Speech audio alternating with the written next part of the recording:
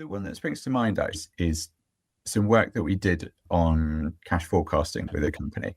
Now, this isn't the sort of classic, we put in the machine learning tool and nobody had to do anything anymore thing. This was just, we took the existing process and we redesigned everything so that effectively we replicated what were the business teams doing. They were using spreadsheets, populate the spreadsheets that were coming in. And then for the central team, like how could they make sure that the spreadsheets were received on time, automated chasers. So we took a process that was taking 40 hours a week across 6 finance staff, and we took it down to 3 hours. And the quality of the output was improved. The speed of everything obviously significantly improved. It wasn't a huge lift. We weren't having to go through and create brand new data sets or anything else. It was simply, how do we take what we've got and then incrementally build from there? So we've then gone on and we've gone, how do we improve the forecasting for the worst performers and all of that kind of stuff. We're now in a situation where most of the AI tools are good enough that you should be using them. If you're turning around and saying, I don't have time to find out how to use this, or this isn't important to me, you've got what's effectively a free tool sitting there that can drive significantly improved performance. There is a little bit of a call to action there, because I think we are now at a point where there's a level of maturity that means that now's the time to get involved.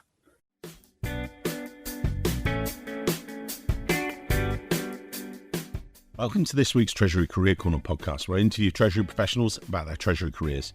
Each and every week, I'll talk to treasurers about how they built their careers, where they are now, where they see both themselves and the Treasury profession going to next. Let's get on with the show. Today's Treasury Career Corner podcast is with James Kelly. Now, what you're going to hear in a moment is my original introduction. So I introduce James back when I talked to him. He was the SVP of Treasury Risk Management and Insurance at Pearson. So you hear that. Then we actually do the catch up towards the end. So listen for that. It's where now he's co-founded a company called Your Treasury, and they transform how multinational Treasury teams operate through AI and cash flow mastery programs. So listen to today's episode, catch up with James, what you hear Pearson, when we go up to date, some great value there. He talks about his passion for AI, and then his passion for AI keeps going into his new role. So enjoy today's episode. In this week's show, I'm joined by James Kelly, the SVP Treasury and Enterprise Risk Management at FTSE 100 learning company Pearson. During his time at Pearson, James's team have established a reputation as leading innovators, winning awards at the ACT's Deal of the Year Awards for Pearson's debut social bond issuance, as well as establishing comprehensive in-house bank structure, employing high levels of automation to drive efficiency. Pearson also uses TIS Cashforce, which is a leading AI-enabled cash forecasting solution, which James will explain a little bit more about. Lots of words. I'm trying to say this all at once. But we're going to go back to the beginning of James's career, how he first discovered finance, treasury, and then bring it up to date. And then we're going to talk about some of the passions that he shares as well for AI and technology a bit later in the show. James, over to you. Enough of my voice. Over to you, sir. Sure. Thank you, Mike. So I started out as a bit of a finance geek. I did economics and French at uni, did a couple of stints at investment banks in my summer holidays as internships, and then was looking for a job in September 2001, which wasn't a great time to be looking for jobs. I started thinking, what else could I do? And applied for a whole range of things, one of which was auditing. So I joined a recent firm called Moore Stephens, did 3 years with them, took on some interesting tasks. So I had clients like Caterham Cars, Formula One team, one or two others.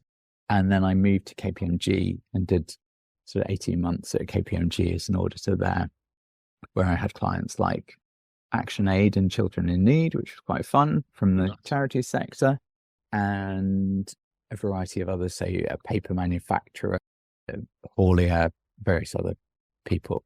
And I then got a call would I be interested in joining Kingfisher PLC as a group accountant?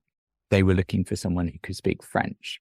And at that point, I'd had 4 years where I hadn't used my French, left uni, having thought, okay, French is going to be a big part of my life. And so jumped at that opportunity, thought I just got to the stage where I was like, I'm going into clients for 3 weeks at a time, getting to know them a little bit, and then you move on and you go to the next one. And I quite like to get my teeth into something and really be able to add a bit more long-term value. So that came at a really good time. Joined, and just at the point that I joined, my then boss got an internal promotion, moved to investor relations. And so it was me and the person I was taking out from had to run the half year from a group perspective. So that was quite fun. Threw me in at the deep end, meant that I got lots of exposure to lots of things. And so the normal kind of rotation cycle of you'll get to do balance sheet and you'll do that for 6-8 months, and then you'll do a bit of P&L, and then you'll do the next thing.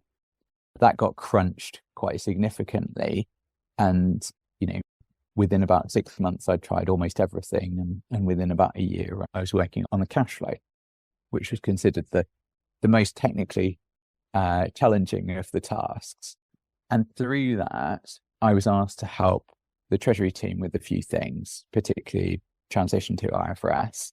And I was helping them with some work on derivatives and things, largely because I was seen as this sort of slightly geeky guy who could probably get my head around what was going on and teach people how to do sort of balance sheet reconciliations and that kind of stuff.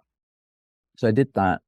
And around that point, the then Treasury accountant decided to move on, and I was asked if I'd like to move across.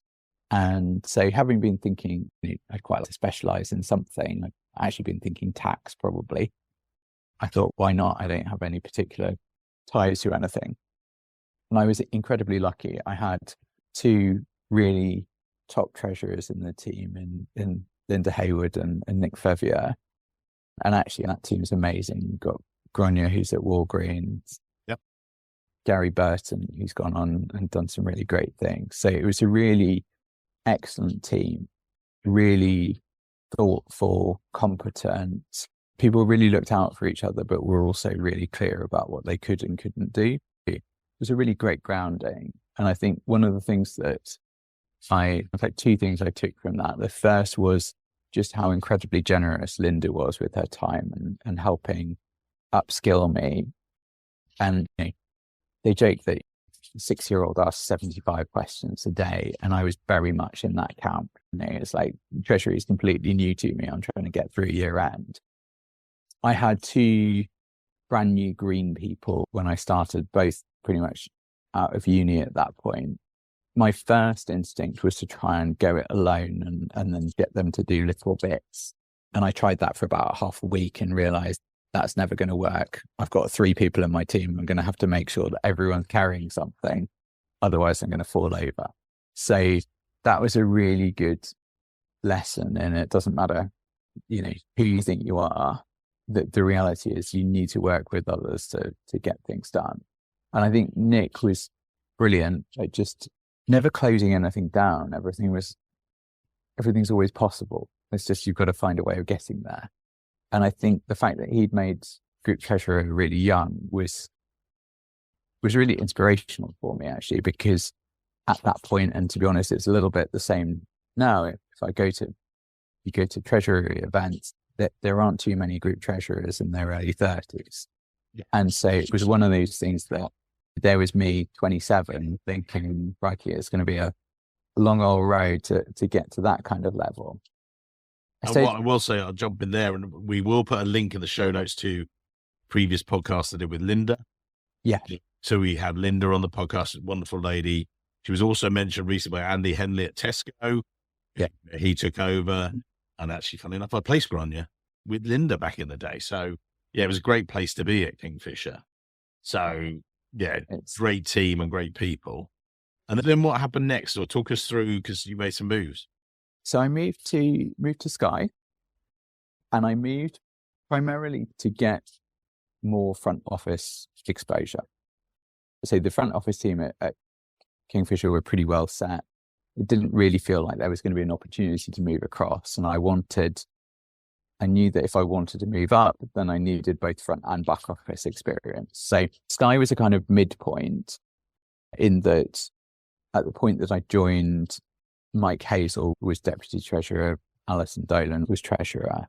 And the model effectively was that Mike did the dealing and myself and Mark Palmer, who was my colleague, the two of us did everything else, including the analysis and the prep, etc.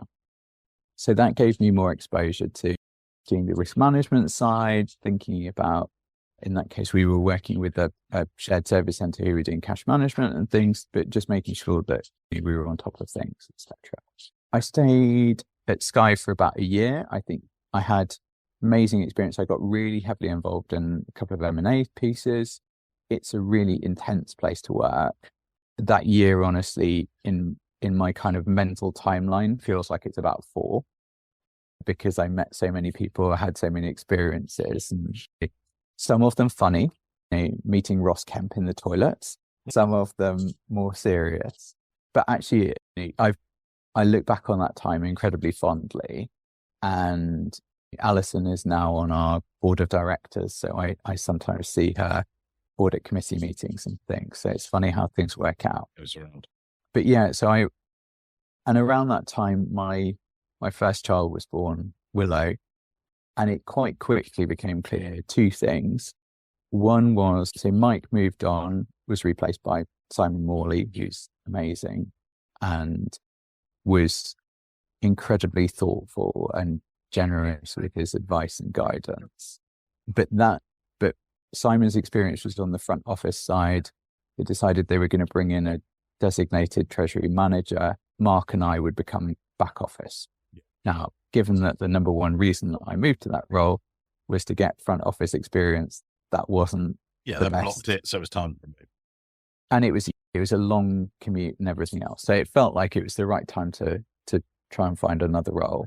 And I had a couple of offers, but the most interesting was with Rentokil in Crawley.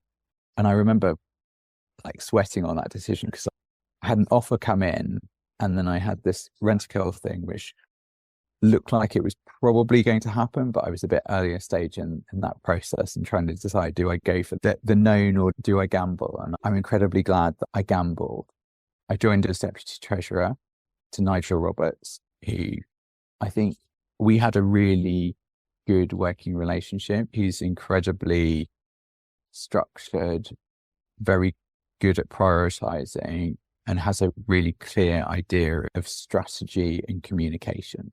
And can you explain for our international listeners, Rentokil, you and I know them, they're household names in the UK, but if you're in the US, you might not know them. So Rentokil, and actually amusingly, Rentokil are quite large in the US, but they go under a variety of different brand names. So Rentokil are effectively pest control and hygiene.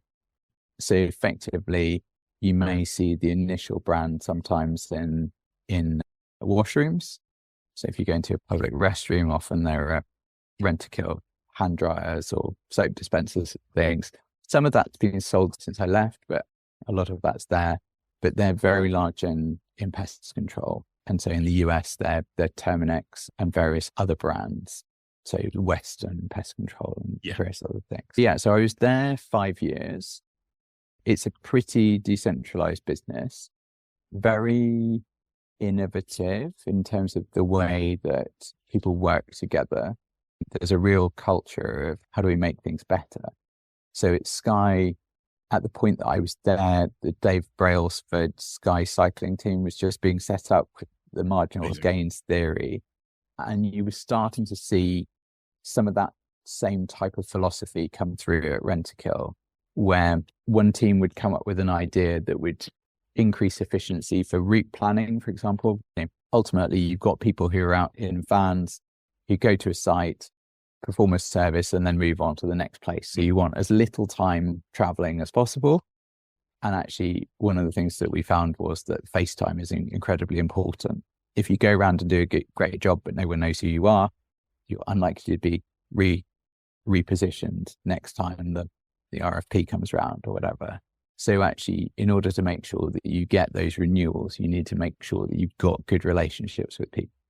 But there's a real kind of culture of, okay, they've had this idea, I'm going to take that and how do I make it a little bit better, which was really interesting. And I was lucky enough that my financial modeling skills are quite good. And being the keeper of the rating agency purse strings, I was often asked can we afford such an M&A deal? And so we built an M&A model, and I built the sort of equity M&A model. And that was designed to say, if we do 10 deals of 20 million a year, how long does it take before we start seeing meaningful progress on the share price? How long does it take before the cash flows from those M&A deals start to pay for the next year's M&A deals? And how fast does the ramp up happen? So if you want to get to a point where you can do a $1 billion M&A deal, how do you, in say 5 years time, how do you get there, and how fast does the ramp up happen to be? So that was really great experience. I got to work closely with the head of M&A, the CFO, CEO, etc. Got really great face time. And again, I tried to make sure that I was in the right place at the right time. And so anything that came up, I was volunteering for. So I know that, for example, one of the last things I was doing was assessing the management LTIPs and monitoring how was the share price going versus the different targets and how likely were different payout levels likely to be.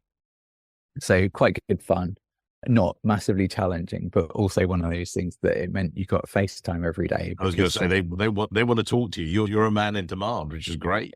Exactly. So it's one of those things, just trying to make sure that I really got involved in things. And we did some really fun stuff. I think we did 3 or 4 financings on the bond side. We did a couple of bank deals, started to put in a new TMS. So lots of kind of process changes, lots of financing, etc. Lots of M&A. So lots of interesting treasury technical pieces. And I stayed there for about 5 years, and I reached the stage where I felt I wanted to work in a slightly different environment, somewhere that was a little bit more centralized. And also, given the experience I'd had in DCM, I wanted to major on that a little bit. Yeah. And so I moved to Associated British Ports, which at that point was the third biggest issuer of US private placements in the UK. So they own, I think it's 21 ports around the UK. It includes Southampton, which is the biggest cruise terminal, Immingham and Hull up in the northeast. There's effectively 4 across, Port Talbot, all over the place. And interesting model. It's infrastructure, pretty highly levered, so 6.75 times EBITDA. And the model basically is you add 15 million of EBITDA every year. That generates another 120 million of debt capacity or whatever. Go out, raise a USPP, pay that to shareholders. Nice, relatively easy model. Unfortunately, I joined just at the point where that EBITDA came under a bit of pressure. And that was because new taxes came in on coal imports. Coal imports had been between 20 and 25% of EBITDA. And effectively, the first 3 months that I was there, I hadn't realized, but they were the honeymoon period, because what had happened was everyone had got their coal imports in during that period. From an ABP perspective, it was slightly unfortunate because that marked what was really going on. So there'd actually been a colossal drop-off in demand. That drop-off in demand, and then the kind of bringing forward of orders, actually, broadly speaking, came to what normal looked like. And so you looked at the trend and it looked like everything was normal. And then suddenly in the April, the new tax came in and the numbers just dropped away almost to nothing. And so suddenly you go back and you speak to customers and you go, what's been going on? And they say, look, we've been stockpiling this for the last 3 months. And you're like, really? It hadn't been apparent. But then subsequently it became clear that the underlying use of coal had been declining for a little while, and in preparation for this. And so I, rather than being busy on debt issuance as I thought I was going to be. I was busy on ratings and working capital. So trying to make sure that the rating was shored up. There was a little bit of buffer in the capital structure to make sure that the company didn't lock up, but it was one of those things that it was going to be a bit tighter than we would have wanted. The dividend was cut, but clearly that meant that the shareholders were somewhat anxious. And so I did a bit of work, particularly around receivables, to make sure that we were able to generate some leverage that could then be paid to shareholders. So it was interesting. And I was there just a year. Again, really interesting, formative experience. I did quite a lot on the insurance side there as well. So got some really good experience there. And then this role at Pearson came up, and it was we're pretty heavily decentralized. We want to build a centralized model. We're looking for someone with multinational experience and, yeah. And what was Pearson? What was Pearson like when you joined as a company? What was the situation there? That was 7.5 years ago. Yeah. So there was still a little bit of a legacy from, we'd had a previous chief exec, Marjorie Scardino, who had effectively delivered relentless performance, 20% growth year on year for goodness knows how long. And we got to a point where, and so it meant that a lot of the businesses were very highly cash generative, very high margin. And when you're in that situation, sometimes there's only one way to go. And so her successor, John Fallon, had a rather harder job to try and follow that. And he was unfortunate enough to come in at a point where Amazon was really reshaping the world of retail, in particular, the world of kind of book selling and student life and everything else. And we had some pretty ambitious growth plans. And unfortunately, we had a number of profits warnings within the first few years that I was with Pearson, as we tried to continue to meet expectations in a market that was changing quite significantly. Yeah, rapidly. And John had a pretty tough job because he had to try and take what had been a largely print business with a variety of businesses, including the Financial Times and The Economist, that were hugely loved within the organization. And so when they were sold, understandably, there were a number of people who really felt strongly and let down that these businesses were leaving. And so I think at the point that I joined, there was a lot of optimism and a lot of hope and a lot of perseverance and ambition to try and make sure that things worked. But I think also a degree of anxiety that it's a difficult balancing act to transform and meet expectations and have a clear idea of where you're going and where you've been and a clear narrative. And I think that was a difficult piece to pull off. The first couple of years, from my perspective, was quite a kind of tidy up exercise. I joined and we had over $2 billion of cash on balance sheet and over $3 billion of debt.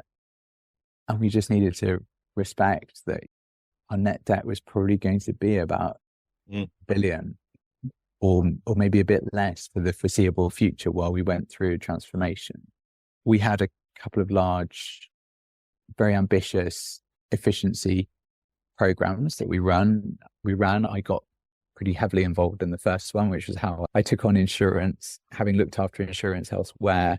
I had a colleague who was looking after compliance who took this on and said, I don't really know where to start. So we agreed between the two of us that I take on that part of his cost saving task.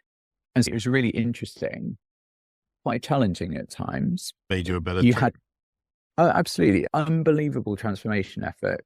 Just really interesting because you've got this transformation going on in the business. You've also got, from a finance perspective, we were trying to transform all our processes, move to standard ERP processes, etc. And I was going into this thinking, I need to make sure that I really think about how best to design processes and practices in a world where accountability, for example, for the balance sheet is going to be very diverse. You can't just go to somebody and say, tell me what's going to happen in the US, because it's 5 different teams in 5 different locations, and they'll all know a little bit of the puzzle. And so trying to pull all that together and make sure that you've got a kind of coherent story and a manageable process was really interesting. And that's part of the reason why we put Cashforce in initially, so that we could start to build more of the forecast ourselves, and then go out to the different teams and get them to interrogate it, rather than have hundreds of stakeholders who we were trying to get feedback from and try and collate it. I just wanted to take a moment to connect with all of you amazing listeners, especially those of you who have been earning your CTP credits by taking our CTP quizzes. We had a brilliant response. Every week I hear from more and more of you, not only enjoying the podcast, but getting value from the quizzes too. So a bit of a roll of honor. Shout out some of our amazing participants, but I'm going to do them really quick, so listen careful. Adriana, Arturo, Ben, Brooke, Bryce, Chan, Daniel, Dylan, Drita, Emily, Evan, Harrison, Ionis, James, Ken, Kevin, Kimberly, Marcus, Meredith, Milo, Motorbang, Oscar, Phil, Ryan, Sachin, Sumit, and Trey. And an extra shout out to Aubrey. You've been smashing it, and wishing a full and speedy recovery to your dog, Toby. Now, what's interesting is a lot of you folks are taking part in the quiz are first tier connections. Fantastic. But some of you are second or third tier. What? I know you're people I haven't met yet, but you're getting value. So we need to fix that. You need to connect with me. Reach out. You can follow the link in the show notes, or head over to LinkedIn, look up MR Treasury or Mr. Treasury, as the lovely Summer puts it. Thank you once again for supporting the podcast, taking the quizzes, sharing your feedback. It means the world to us, keeps us doing what we love.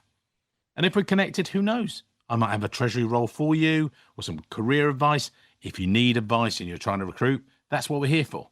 More updates coming soon on where we'll be traveling, the live events we're hosting, and hopefully a chance to meet a lot of you face to face.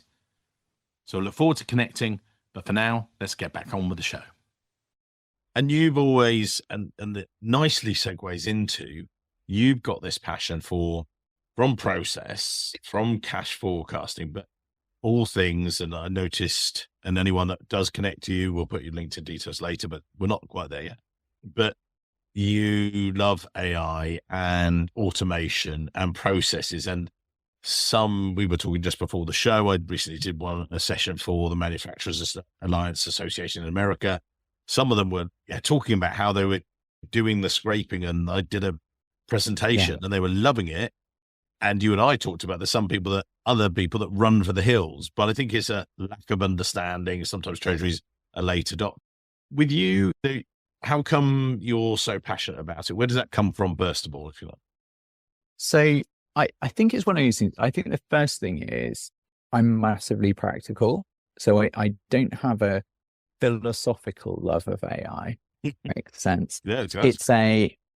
I love it because from a selfish perspective, it's a massive help. It's one of these things, and I think what's transformed is the ability to be able to do things yourself. So with things like RPA, you've had the opportunity to automate bits of processes. Again, if you automate bits in your TMS, you can make strides forward, but generally speaking, you'll need some kind of consultant in, whether it's to build the automation in the TMS, whether it's to build the RPA, and getting hold of capital to bring people in can be difficult. And one of the key challenges is that Treasury is so varied that you've got 50 processes or something, not 5. And so saying, okay, I'm going to spend my budget this year in order to try and automate this process. And then you're brilliant. I've automated one of my 50 processes. The other 49 are still crap. One is just absolutely brilliant. It doesn't really make sense. And so you need to have the tools to be able to go after a variety of different bits.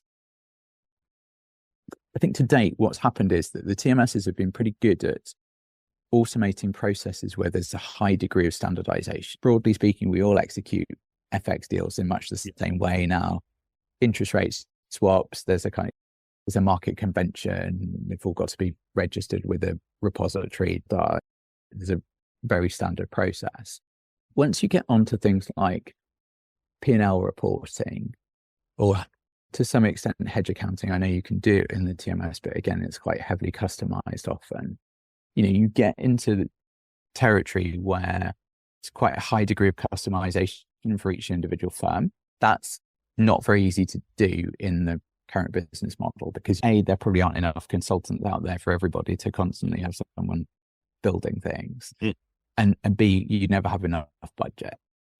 So where things are really starting to unlock is by combining different tools, by using a large language model with Python or a large language model with Power Automate, or in a variety of different contexts, you can really unlock a lot of value.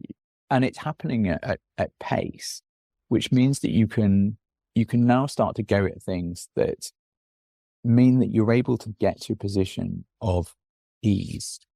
And I think the position of the treasurer hasn't necessarily been one of ease over the last few years. Most of us still struggle to get full visibility of cash balances, let alone build a coherent forecast that covers everywhere. The reality is that there's a lot of satisficing decisions that we have to make. We'll focus on the key markets because that's what we've got time for. We can't focus on everything all at once. And that means that inevitably you've got some blind spots that you're not able to keep an eye on. And the nice thing about some of this tech is that you're able to really make a difference. So to use the web scraping example, we've now got all our banks' websites linked to a web scraping tool. So we now pick up whenever their credit ratings change. That automatically sends a message through to us to say, by the way, this has happened. So previously we had a model where we check once a month, we check what the movements were, and effectively we'd look at what was it before, what is it now? Okay, it's moved. Do we do anything with it? That's not necessarily very timely if you have a Silicon Valley Bank type problem. And so again, you can set things up to monitor and those other things. And so I find that really interesting. James, I'm just scribbling notes here as well, and this is all very well for you because you love these processes and you've got a gift for it as well. But if you are a treasurer, and again, some of them were this discussion the other day, who's nervous about that they feel they might be adding to their already overworked stretch schedule, how would you ease their thoughts? How would you calm them? I think I would always start with something small. I think the things that are talked about in the market are, generally speaking, not necessarily very helpful to the average treasurer. Yes. Something like cash forecasting I describe it as like the Everest of tasks, because the reality is that you're looking for exceptions. When you're looking at your cash forecast, you're not really thinking about, is my balance going to be 3% higher or 3% lower? What you're actually looking for is what's the massive payment that's going out that you weren't expecting, or like, where's the unexpected receipt? So you're looking for outliers. So that's a really hard use case. And just as in the same way, you wouldn't start running by going, I tell you what, we'll go and do a marathon. You'd always start with something small. And so like relatively easy things to do are just looking at, for example, documentation, or looking at, can you build a quick report that sends information to you about 3 different things or whatever. It's quite easy to pull data from Excel files, other things. So I did an example quite recently, for example, where I've got a Python built Gantt chart. And so I have an Excel spreadsheet that's got the 10 tasks that need to happen, the start and the end date. And I just update the Excel spreadsheet. That gives me an automated dashboard that looks quite sexy.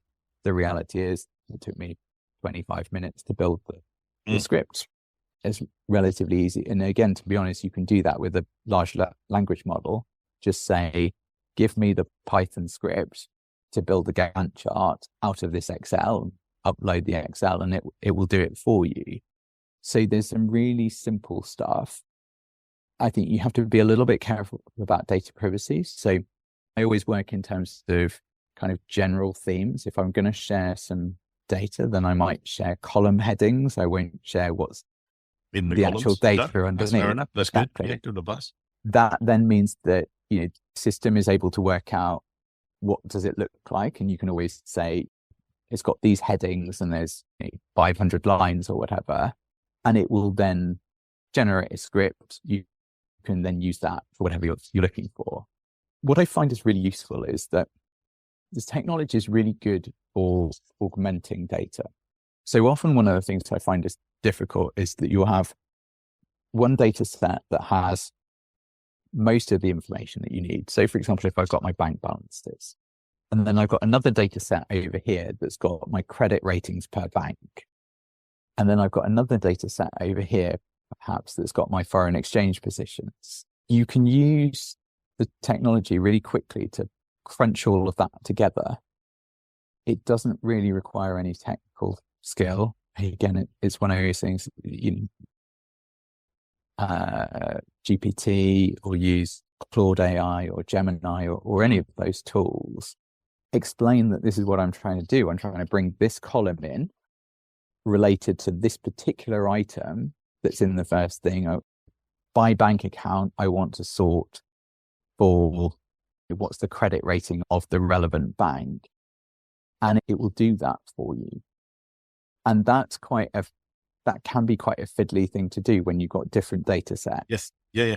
Particularly, we're getting to a point where you can feed all of those things together. And so one of the things that I've been looking quite hard at is how we provide tools that allow you to connect all of these different pieces. You and I talked about this as well, that treasurers have a natural, correct concern, if you like, about data privacy. You touched on it there. But what you're talking about, as you say, is publicly available models, not giving them private information, but it's giving them public information. And as you say, it's putting together the pipework. It's doing the plumbing for you. It's so much quicker. Is that right?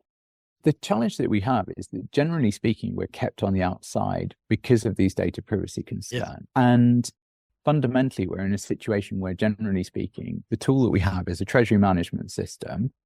And if there isn't something built for that, then we're typically looking at Excel or Outlook, neither of which are particularly designed for project management, like large scale data analysis, data reporting, all of those other things. You've now got these amazing tools out there in the wild. And the reason why I'm passionate about sharing this is that I think that there are great opportunities. I can't explore them all personally. My team can't explore them all personally. So I'm really keen that other treasurers get out there and try stuff and go, hey, I tried this and I've got this great idea. And I think that as a treasury community, we can really make big strides forward, because actually we're in a situation where we're not reliant on, oh, thank you very much, sir. It's on the implementation list. Well, develop something over the next 12 months or whatever. This is something where we can do something now. And in my 15 years in treasury, that's a pretty rare experience. You look, the barriers to entry on most technology are quite high. Everyone's got a phone in their pocket. Right now, I can go onto Hume AI and I can have a conversation with it, and it will, it understands through facial gestures and tone of voice, etc., how I'm feeling, and it'll give me advice on things that I could do to relax or whatever it happens to be. I can go on presentation.ai and it will produce a PowerPoint presentation for me if I give it a prompt. There's all these amazing tools out there. Particularly, it's really interesting, even in the treasury space, there are some mega geeks out there who created some weird and wonderful things. So there's a cash management.gpt, which is actually quite good. I tested it out thinking, oh, this isn't going to be able to answer the difficult stuff. So I was like, what are the rules and regulations for opening an account in Nepal? And was pleasantly surprised that it actually got most of those. Wow. So actually, there are all these things out there that can act as research help apart from anything else. And so I use things like Claude a lot, just for, I've got a paper to write. Here are my 10 ideas. Again, I won't include anything sensitive, but I'll say this is about. Give us some guidelines. Yeah. And we had Dan Ferguson on the show a while ago, and he talked about being in insurance for many years and using their own internal ChatGPT to get an answer for his CFO for something that would have taken him hours. Now it's seconds. We had Dana scraping our FX exposures. It's basically enabling you guys, and it enables me. I had 3 original articles today that I needed to update and bring up, and it wasn't AI. People have said, "Oh, AI generated." No, it wasn't. It was generated by me, but it needed a freshen up. It needed a reflection. I said, "Look, can you look at this? What have I missed?" And actually, there was a 10-point one which I never liked. I said, "Condense that to 5 and make it more interesting, or tell me where I should focus my efforts." Well, out it came, a really good 5-point summary. That's what I want. And the reality is that AI is a huge area. Yeah. It's a little bit like describing athletics or something like that, or sport. It covers everything from competitive marbles up to ultra marathons. And there's a kind of, what you've got is you've got a situation where large language models have made a lot of these different types of technologies more accessible for people. Haven't necessarily changed the underlying technology. If you listen to data scientists, they're still going, underlying is still an ARIMA model, or the correlation covariance is still being calculated, or whatever it happens to be. But it means that you and I can interact in a way that we don't have to be coding experts. Yes. And that's the key change, is democratize this stuff. Rather than learning a language for 3 years and being like, I now know Python inside out, you can have a pretty good go day one. And I think what's really interesting is that there's tremendous potential in these things that we just haven't, as treasurers, had access to, because of the fact that A, tools haven't been built for us, and B, they've been in other disciplines. And so the barrier to entry in terms of the amount that you have to learn in order to use the technology, et cetera, has been too high.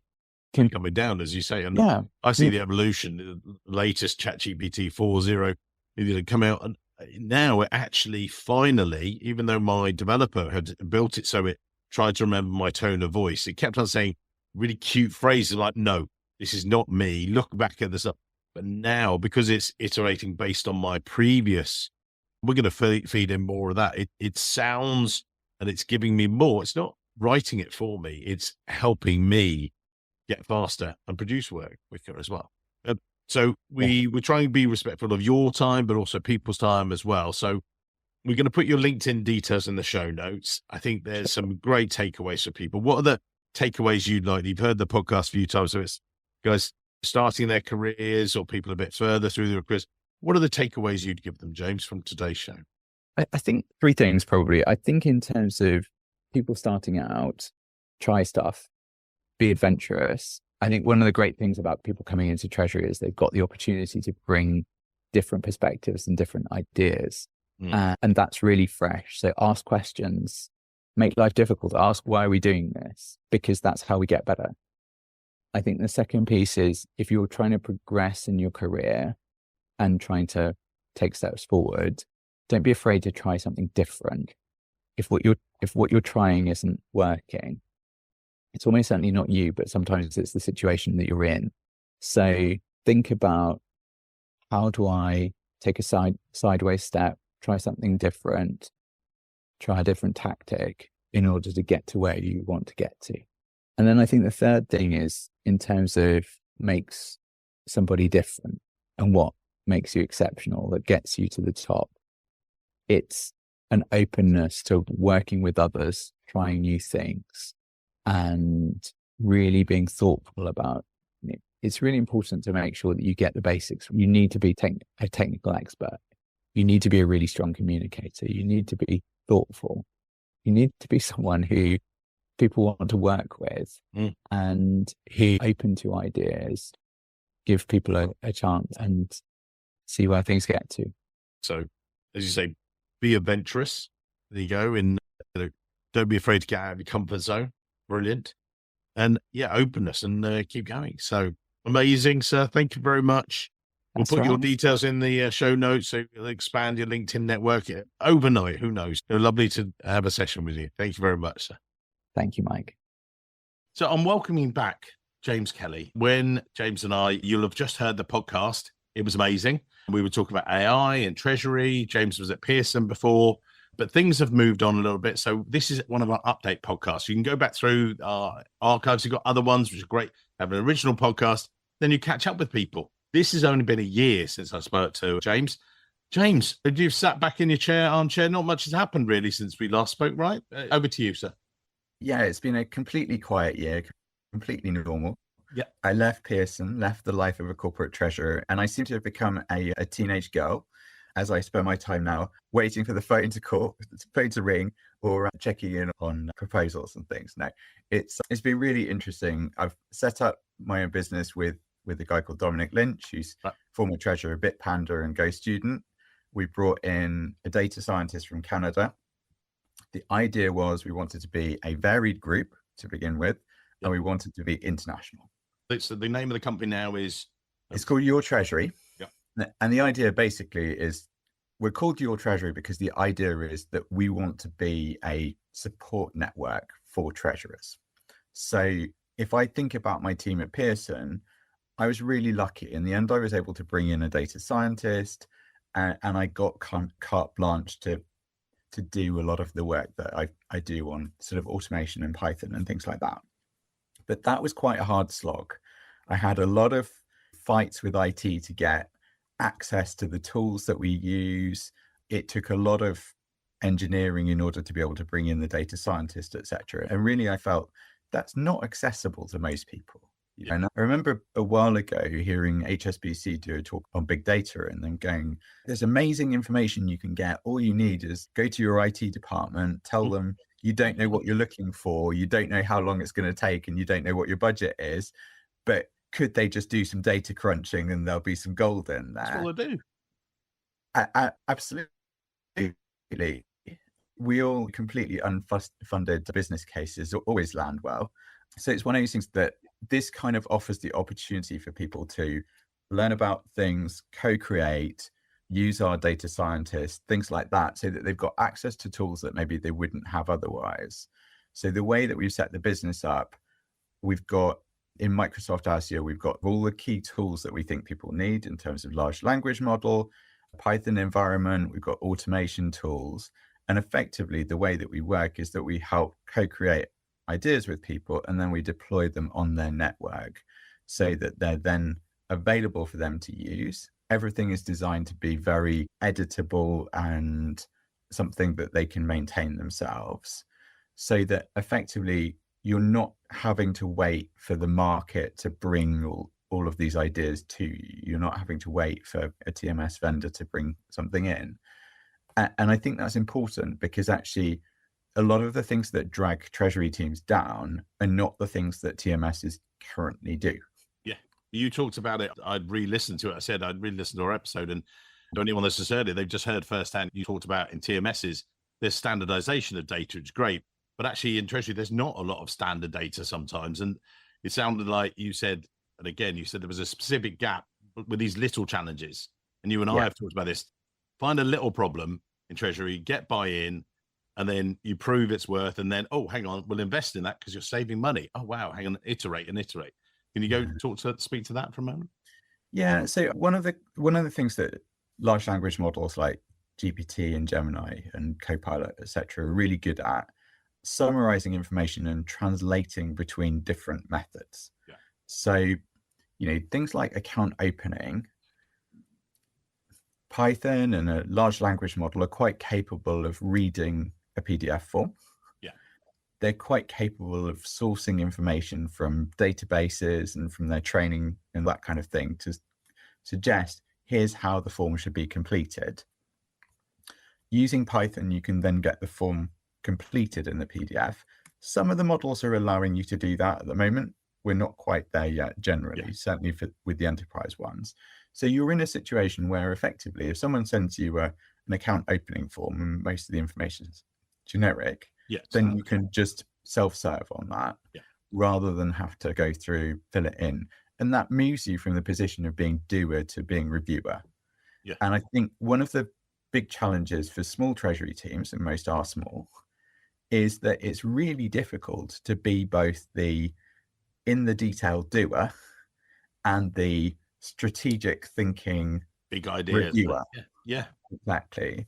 And so the more that you can take some of these basic tools or basic tasks which really are only being done because there isn't a kind of an obvious automation tool that allows you to translate. KYC is another example. The request comes in through email, through forms, all sorts of things. Like, it's the same questions. They just need converting into a standard format, and then you can use automation.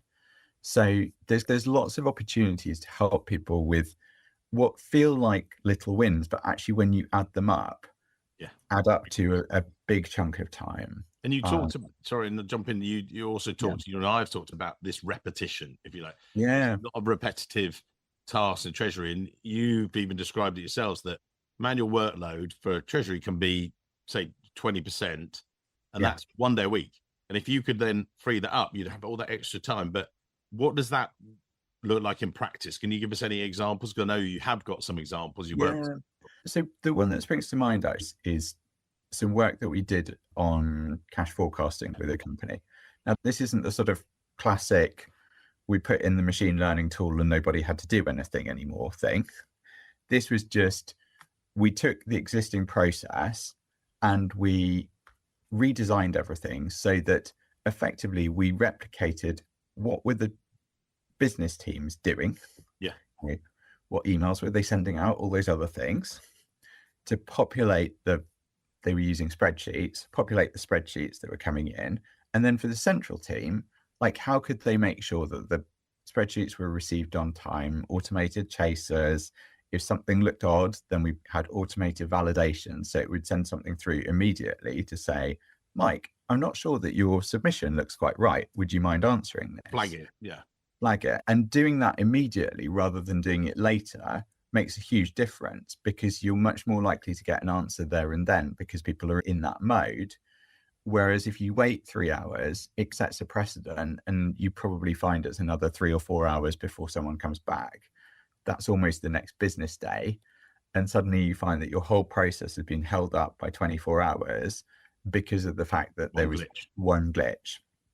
So we took a process that was taking 40 hours a week across 6 finance staff, and we took it down to 3 hours.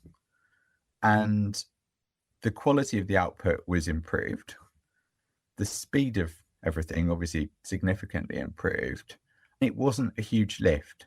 We weren't having to go through and create brand new data sets or anything else. It was simply, how do we take what we've got and then incrementally build from there? So we've then gone on and we've gone, how do we improve the forecasting for the worst performers and all of that kind of stuff. But actually, we just started with, okay, what are the things that are causing this to take 35 hours rather than 3 hours?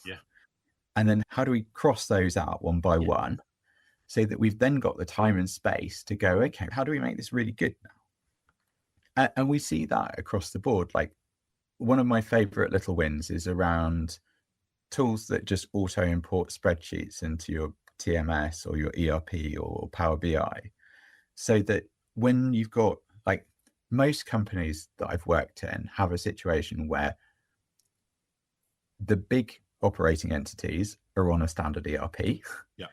And then there's always a few that have been acquired, or they're in Latin America or something like that, where they're not on the standard platform. And the reality is that if your system is 80% automated, but 20% of the data isn't automated, your process is not automated. Because that manual process just overrides everything else.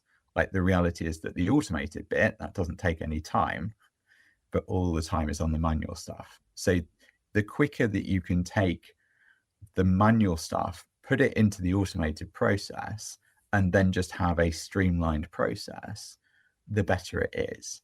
And having those little tools that will help you achieve the right result every single time makes a huge difference. And it's being smart enough to make sure that if someone changes the format slightly, it doesn't break. Making sure they all work and you work hand in hand. And again, I said I was interviewed recently myself, and then I was asked this question, and I will repeat it to you actually, because you and I have talked about it, is So treasurers, generally, I found, are late adopters a lot of time. They wait till things have happened, particularly, as you say, staff constraints sometimes and bandwidth.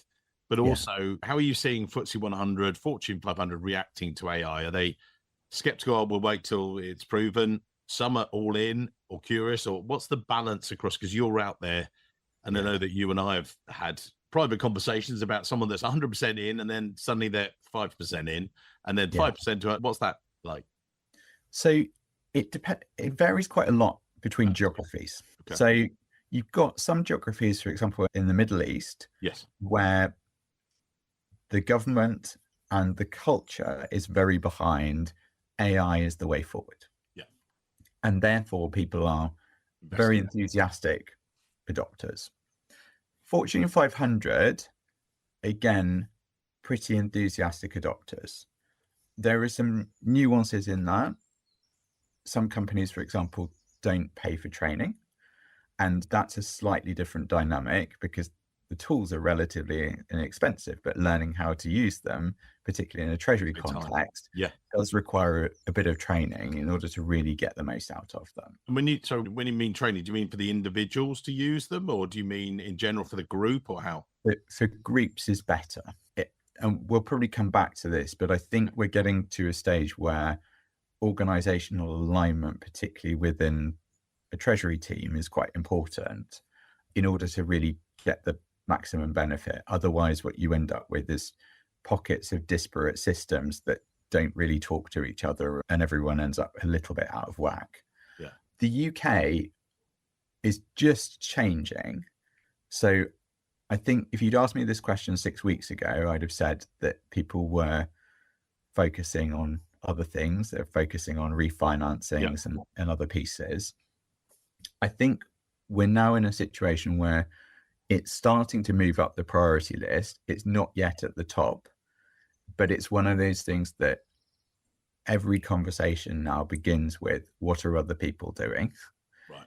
Because quite clearly people are going, I want to be able to say, these people over here, they're running ahead. Let's catch up. Back on. Yeah. So I think we're probably 3 or 4 months away from seeing a bit of an push. And is that down to their maturity levels in terms of them as treasury teams, and also all their size? Because you got the top FTSE 100s, and then you drop down the FTSE 250s with maybe one person as the, hey, I'm the treasury team. You know, how is that? So where you've got one person treasury teams, they're super open. It's one of those things that anything to help. Yeah, you and I are both in an entrepreneurial environment. Yeah. And if you look at small businesses, there's massively high adoption of AI. Because the reality is, if you're one person, like if someone says to you, Mike, you never have to worry about invoicing ever again. Would you like your accounting automated? So is this a promise? Anything that allows you to focus on your key objective, then that's awesome. Where you get into larger organizations where effectively a lot of these support functions are already done for you, and you have a more kind of narrowly defined remit, the benefits become a little bit harder to achieve, because you've effectively, the things that you do also have to coordinate with other people. Yeah. Now, that doesn't have to be super coordinated, but it is one of those things that you're fitting into kind of other people's objectives and that kind of thing. So when you get to the very big organizations, what you tend to find is that, firstly, it's much better to deal with teams, because again, you just help everybody through on the same journey. And secondly, from my perspective, anything has to be quite tailored for whichever company you're working with, because of what is their general environment, what ERP system are they using, what TMS, what email and Copilot type system are they using, etc., because it all has to fit together neatly. So I think there's an interesting piece there, but it is coming together. And I think the exciting thing about where we are is that so many of the key questions that existed 12 months ago have been answered. Yeah. Our podcast is sponsored by ICD. ICD are an independent platform trusted by thousands of treasury professionals worldwide to manage short-term investments. One global treasurer recently told me it was one of the smartest technology decisions they've made. No license fees, rapid setup, and tangible returns. If you're looking for a smarter, simpler way to manage your liquidity, then head to find out more at our partners page, treasuryrecruitment.com/partners, and find out much more. Let's get back to the episode.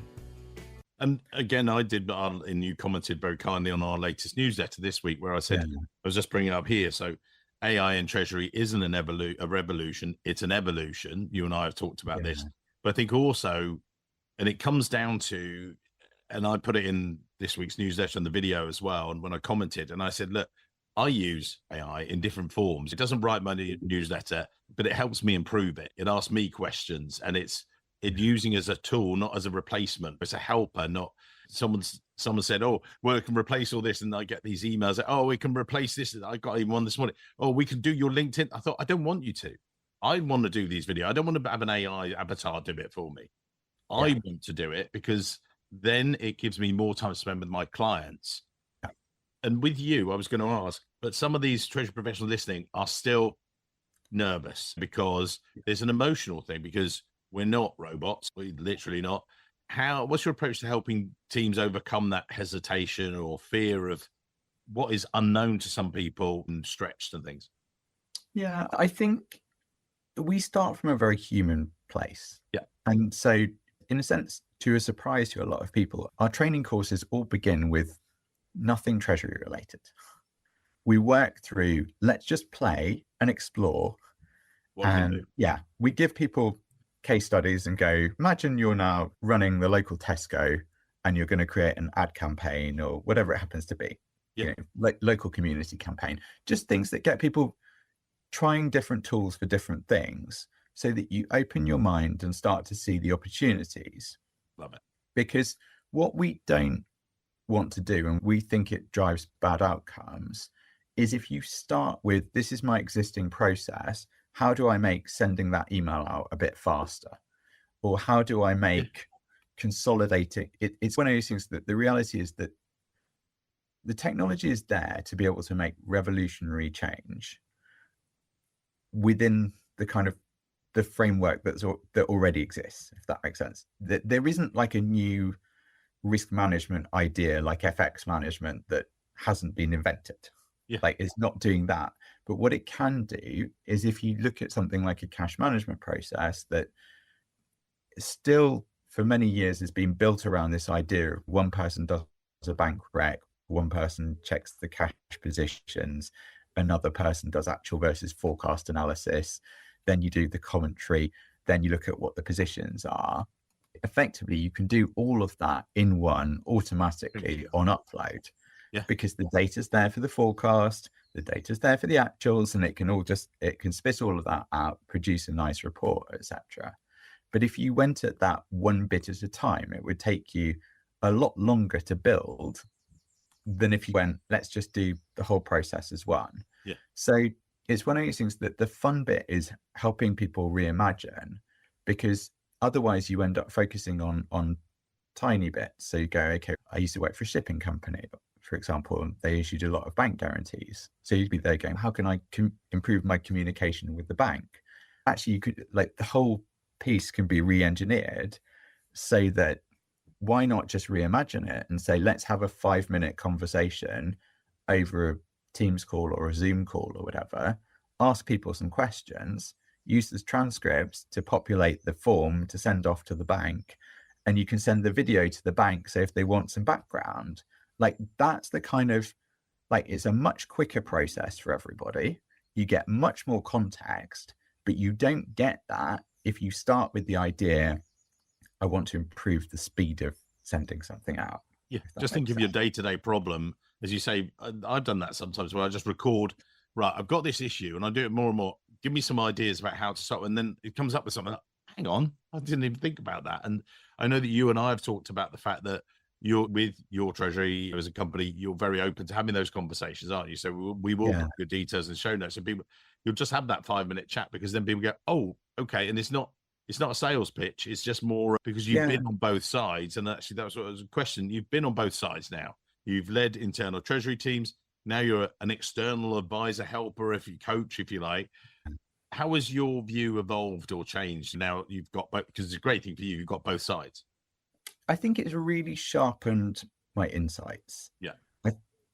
It's one of those things that you realize much more clearly what drives being able to do a project or not do a project. And it's quite easy to have a textbook view of if you've got something good to do and it's got a decent ROI, then it will happen. Yeah. That is absolutely not the case. There are tons of those ideas out there. Getting the ROI is just the minimum hurdle to get over. Actually, what you need is something that is going to move the needle, that people are excited about, because it's got to be the project. People can't do 7 projects at once. Therefore, you're not competing with a hurdle rate. You're competing with the ability for people to do more, if that makes sense. Whether that's better support the M&A deal, drive better outcomes in the broader business. It's one of those things that you need to be able to communicate. What is the thing that if we don't do this, we won't be able to do? Yeah. And that's where, if I think back, the things that used to worry me were cash management process not being good enough. You say that if somebody made a forecast error, it was often like an hour and a half or 2 hours before we were able to get money, fix it, transfer it. That's a horrible experience, because the CFO probably hears about the problem, or you tell the CFO and they're like, okay, that's fine. Like, we didn't know about this payment. So like, how's it going? Like that period where you're going, we're just working on it. At that point, the CFO is going, surely they just transfer some money and it's over. Is there a problem that I now need to worry about? So actually, like, the quicker that you're able to resolve the problem, it becomes a micro drama. At that point, the CFO just goes, okay, they're crap at forecasting. I don't need to worry. We'll improve that. But actually, there weren't really any dire consequences. Yeah. Similarly, on the FX side, you always knew that there was like data out there in some of the businesses that were off the main ERP systems. You'd hear things about their intercompany's a bit of a mess and all of that kind of stuff. And you're there going, I know there's a position there. I just don't know how big it is. And I'm hoping that there's not going to be like a 30% FX movement. And then suddenly I'm going to have to explain something that being able to get into those weeds and go, okay, see, the things that were keeping me up at night, I've dealt with all of those. So Mr. CFO, Mrs. CFO, you don't need to worry about this now. Like, Treasury is sorted. So we're going to, again, we've already put your LinkedIn details, but we're approaching the end of the show again, as we did the second time round. And I said to you earlier that I'd re-listened to our show, and I said, we were really good. We were eloquent. It was about, you were eloquent anyway. So looking back, people will have heard it 15, 20 minutes ago. One of your takeaways, if you're a young treasurer, was to try stuff. And then I was just doing the screenshot. It said, important to get to the basics, but you also need to be a technical expert and be a strong communicator, thoughtful, someone who people want to work with, who's open to ideas, give people a chance to see where things get to. God, some great advice here. And be adventurous. Now, without being too adventurous as treasurer, you don't want people being crazy. Yeah. Your reflections now, and maybe from an AI text to wrap up today's show. Yeah, so I'm going to use an AI angle, because it's one of those things that the higher up you go in an organization within Treasury, the more important it is that you're really good at getting the most out of your team. It's less about individual performance. It's about the collective that you're able to facilitate. And so you have to be good at delegating. You have to be good at working with others. And if you've got people that you're not getting the most out of, it's going to be obvious and people will start asking questions. Now, we're now in a situation where most of the AI tools are good enough that you should be using them. If you're turning around and saying, I don't have time to find out how to use this, or this isn't important to me, you've got what's effectively a free tool sitting there that can drive significantly improved performance. It is one of those things, it does take a little bit of effort to learn. to get from I've experimented and I can do meeting notes and that kind of thing to a level where it's able to write reports for you in your style of a really high quality, being able to integrate data and being able to combine data sets and that kind of thing.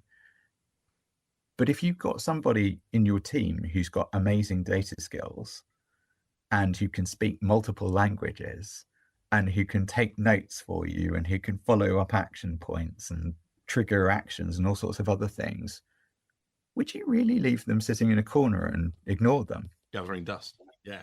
Yeah. Actually use them. James, yeah, go on. So I think it's one of those things, there is a little bit of a call to action there, because I think we are now at a point where there's a level of maturity that means that now's the time to get involved. And if people still need a decent translator and someone that can be their guide, they should reach out to you, and you're there to help them. Absolutely. Thank you, sir. Thanks very much. Thanks, Mike. Today's episode of the Treasury Career Corner was brought to you with the support of our partners, ICD.